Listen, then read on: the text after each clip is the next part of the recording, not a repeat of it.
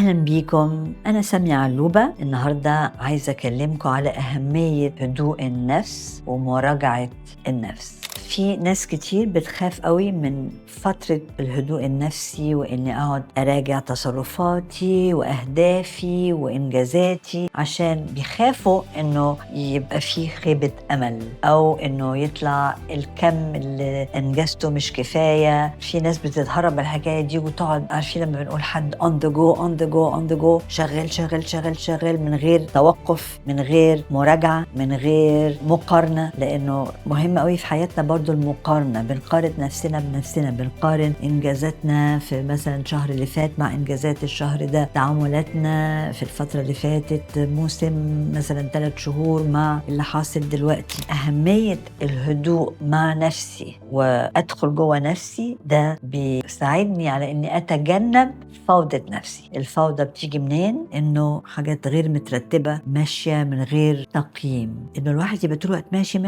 من غير تقييم مش مفيد قوي، إلا لو خلاص هو محدد هدفه إيه ومحدد الخطوات، فمضطر بس يمشي، لأنه ده بيحصل لكل حد. في زنقة بتيجي سواء الشغل أو في الهدف لو كان شخصي، بيبقى الواحد عارف بالظبط هيعمل إيه، بيقعد حاجة ورا حاجة لغاية ما يوصل للهدف ده. غير الحياة بقى اليومية والمجالات المختلفة، الحياة الشخصية، الحياة المهنية، كل ده بيبقى مهم جدا. تقييم الإنجازات ومراجعة الأسلوب اللي الواحد بيستعمله عشان يوصل للهدف بتاعه. امتى بقى الواحد بيحس شوية فوضى مفيدة؟ لو الواحد كان بيحب الحاجة تتعمل بالظبط، يعني perfection، اللي هو على أحسن وجه. فلو حد بيحب كل حاجة يعملها على أحسن وجه، أوقات بيضطر لو الوقت مش بيسعفه يلجأ لشوية فوضى، يسيب حاجة مش معمولة 100%. هديكم مثل بسيط جدا، مش شرط يعني هو ده صغير بالنسبة للحاجات التانية في الحياة. مثلا أنا شخصيا كان لا يمكن أسيب البيت من غير ما السرير يكون معمول مظبوط جدا، أوضب السرير وما فيش حاجة معوجة. أوقات ده كان بيخليني أتأخر في النزول عن الشغل واضطر أستعجل، يبقى فيه ضغط نفسي كتير. ابتديت أكلم نفسي، إيه اللي أهم، تنزلي وتسوقي وانت مرتاحة، ولا مهم دلوقتي تعملي السرير على أحسن وجه؟ بقنع نفسي لا مش مهم، معلش هتغاضى عن السرير دلوقتي أو هعمله من غير ما يبقى ممتاز. هي دي أمثلة على أكبر شوية. أوقات الفوضى بتساعد على الإنجاز. واللي عنده صعوبة في إنه يوضب